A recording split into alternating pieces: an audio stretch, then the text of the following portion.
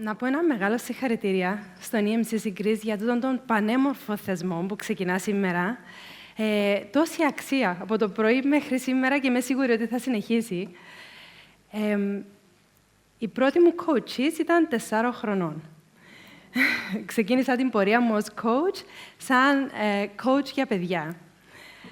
Ήταν πάρα πολύ ενδιαφέρον. Κάναμε mindfulness. Όλα τούτα που κάνουμε με τους ενήλικες, τα κάναμε με τα παιδιά, στο δικό τους τρόπο φυσικά. Ήμουν ενθουσιασμένη. Για πάντα ο στόχος μου, από τότε που θυμάμαι, είναι τι θα αφήσουμε στις επόμενες γενιές. Τι θα αφήσουμε στις επόμενες γενιές. Τούτον ήταν ο οδηγός μου για να ξεκινήσω ως child coach. Μετά όμως, ξεκίνησα να βλέπω ότι εμείς οι ενήλικες τους καθυστερούμε. Δηλαδή, μπορούν να κάνουν πάρα πολλά πράγματα. Ήξεραν τα παιδιά να κάνουν αναπνοές, να διαχειρίζονται τα συναισθήματα. Πήγαιναν στο σπίτι και οι γονείς δεν ήξεραν. Άρα λέω, OK, κάτι πρέπει να κάνουμε εδώ. Μιλούσε η Αριάδνη πριν, ένιωθα στο κόκκαλο αυτό που λέει, γιατί με τους έφηβους για πάρα πολλά χρόνια είχαμε συνομιλίες, πράγματα τα οποία θέλουν να συζητήσουν με εμάς τους ενήλικες, αλλά δεν έχουν την ευκαιρία, γιατί πολλά από αυτά φοβόμαστε και εμείς. Έτσι ξεκίνησα να δουλεύω με τους γονείς, γενικότερα μετά με τους ενήλικες. Μετά, μέσω της Ακαδημίας μας, προχωρήσαμε και στο εργασιακό περιβάλλον, χτίζοντας κουλτούρες και ενσωματώνοντας το coaching, το well-being μέσα σε όλα αυτά τα πλαίσια. Τι έγινε τώρα? Είδα μια μεγάλη διαφορά μεταξύ των πρώτων μου coaches και των τωρινών μου coaches. Όταν έλεγα στα παιδιά, πού βρίσκετε τη χαρά? Πείτε μου κάποιους τρόπους που νιώθετε χαρούμενοι. Μέσα σε πιο λίγο από 1 λεπτό θα ξεκινούσα. Όταν παίζω με τους φίλους μου, όταν παίζω ποδόσφαιρο, όταν τρέχω. Και ερχόμαστε μετά από χιλιάδες τροχούς της ζωής να ρωτώ τους ενήλικες. Πού βρίσκεις τη χαρά? Και συνήθως είναι κάπως έτσι. Δηλαδή, έχουμε στόχους για όλα τα πράγματα, με μεγάλο πάθος προχωρούμε σε όλους τους τομείς και όταν έρθει η χαρά, είμαστε πολύ σοβαροί. Ξεχάσαμε τι είναι η χαρά. Έτσι, εμπήκε μου λίγο σαν στόχος, στο coaching, πριν να ξεκινήσει η διαδικασία, πάντα να στεκόμαστε λίγο σε αυτόν τον τομέα. Γιατί μπορώ να σας πω ότι στους πλήστους είναι περίπου 2 με 3 από τα 10. Επίσης, πρόσεξα ότι και στη δική μου τη ζωή πολλές φορές, όταν με ρωτούσα ή όταν με ρωτούσαν πού βρίσκεις τη χαρά, νιμπούν. Χαρά? Και προσπαθώ να σκεφτώ τι μου δίνει πραγματικά χαρά εμένα σαν άνθρωπος στα 47 μου.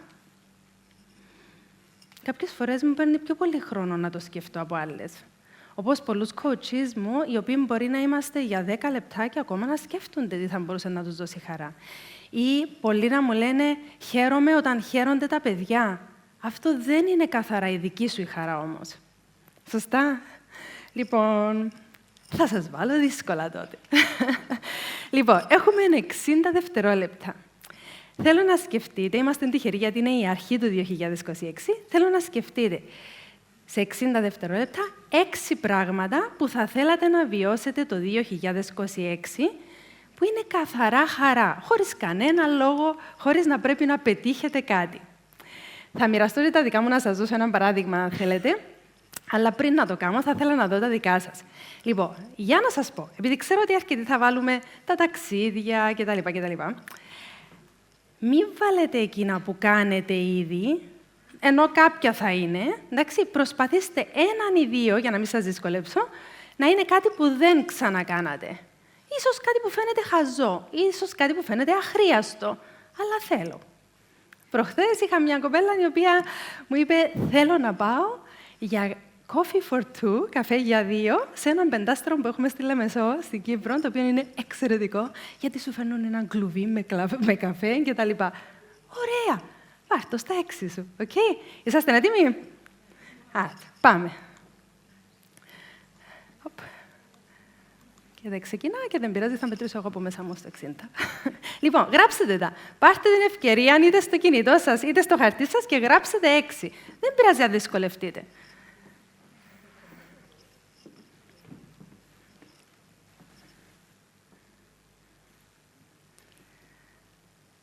Ωραία. Μπορείτε να πάρετε αργότερα χρόνο. Ξέρω ότι δεν είναι για όλους εύκολο να σκεφτείς. Θέλω να μου πείτε ποιοι κατάφεραν να γράψετε 6. Ποιοι καταφέρατε να γράψετε 6. Ωραία. Μοιραστείτε. Δώστε ιδέες, γιατί να είσαστε σίγουροι από τις ιδέες όλοι μαθαίνουμε. Θα προσθέσουμε στη λίστα μας. Και όσοι ποια θέλει να πάει πρώτη, να πει την ιδέα. Μια ιδέα, κάτι που θέλετε να κάνετε. Μασάζ, σάουνα. Άλλο. Σηκώστε έτσι χέρι να σας... Ναι, κοπέλες. Κυπουρική. Εγώ θέλω να πάω για πεζοπορία. Πεζοπορία. Ναι. Στον μπαλί. Α, τέλεια. Ναι. By the way, πρέπει να είναι και εφικτό. Τώρα που είπες μπαλί, επειδή... Ναι, για σένα ξέρω τι είναι, αλλά απλά μου έδωσες την ιδέα, γιατί προχθές μια κοπέλα μου είχε πει: θέλω να αγοράσω ένα σπίτι στο χωριό. Και της λέω: «ΟΚ, είναι εφικτό». Λέει: στην παρούσα φάση μπορεί να μην είναι. Λέω: μην το βάλεις, θα σε αγχώσει. Άρα, ευχαριστώ για τον μπαλί, γιατί μου το θύμισες. Τέλεια. Ναι. Εσείς. Α, έχεις παιδιά. Μόνιμο ένα διήμερο κάπου. Parenting coach, ξέρω, ναι. Ναι. Ναι, ναι. Εγώ πεζοπορώ, δεν ξέρω που άκουσα. Α, έχουμε ακόμα μία πεζοπόρο. Εγώ πεζοπορώ 6 χρόνια τώρα, και θέλω να ανέβω στον Όλυμπο. Τέλεια, τέλεια. Ναι. Α, έχουμε ομάδα εδώ, Ναι. Και εσύ, φεύγοντας από το φόρουμ, θα έχουμε ομάδα έτοιμη για τον Όλυμπο. Ναι.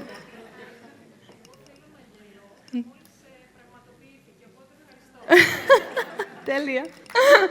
Λοιπόν, ευχαριστώ πάρα πολύ. Ναι, ναι. Εγώ θέλω να κάνω κλαμπινγκ στη Μαδρίτη που σπουδάζει η κόρη μου με την κόρη μου. Τέλεια. Μ' αρέσει.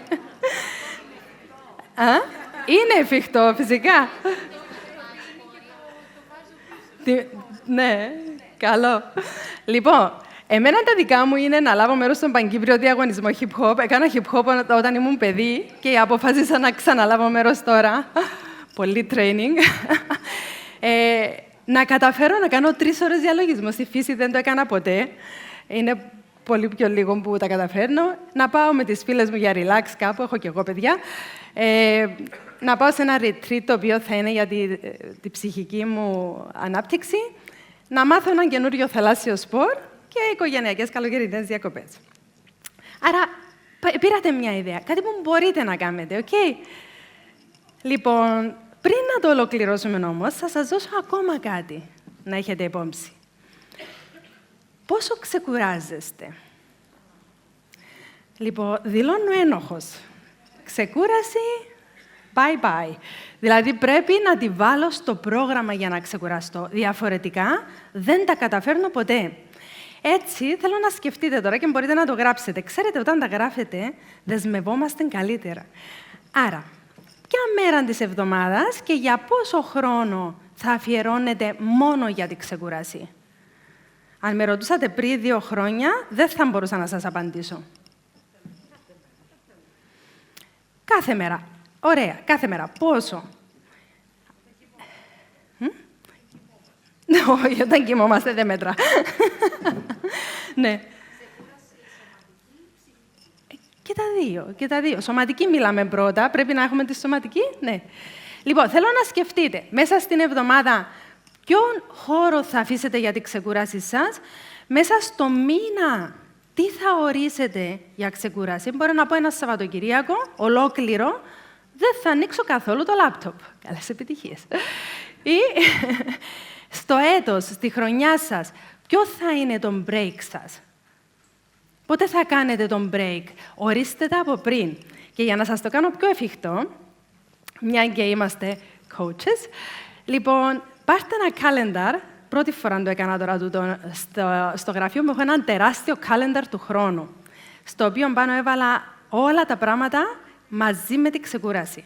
Όμως, πρώτα θα ορίσουμε, παράδειγμα, την Κυριακή, την έβαλα για μέρα της ξεκούρασης. Δεν ήταν πάντα και δεν είναι πάντα, να πω. Άρα, την έβαλα μέρα της ξεκούρασης. Επίσης, τον Αύγουστο, 3 εβδομάδες θέλω να έχω για την ξεκούραση. Και... ήταν της μέρας. Του μήνα, μάλλον. Λοιπόν, τι κάνω? Όταν βάλω την ξεκούραση στο πρόγραμμα πρώτα... συγγνώμη, είναι το φαν. τα στρογγυλά. Συγχύστηκα. Αυτά εδώ είναι τα φαν. Λοιπόν, με τα 6 που γράψαμε, έχουμε κάθε 2 μήνες κάτι φαν. Να περιμένουμε, περίπου. Okay? Θέλω να σκεφτείτε αυτά τα 6 που γράψατε, αν πάτε τέλος του 2026 και τα έχετε ήδη κάνει. Πώς θα νιώθετε?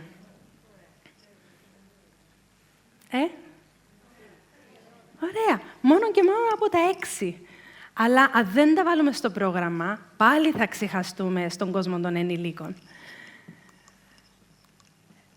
Λοιπόν, μιλήσαμε πολύ για την εξουθένωση και για μένα είναι ο μόνος τρόπος για να μπορέσουμε να την αποφύγουμε, βάζοντας στο πρόγραμμα τη χαρά, την απολαύση και την ξεκούραση.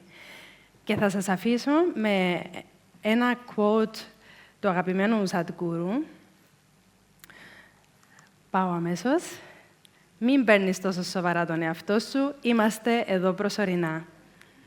Είναι ωραίοι στόχοι, αλλά αν δεν έχουμε την ευεξία μέχρι να φτάσουμε τους στόχους, δεν έχουν κανένα νόημα. Ευχαριστώ.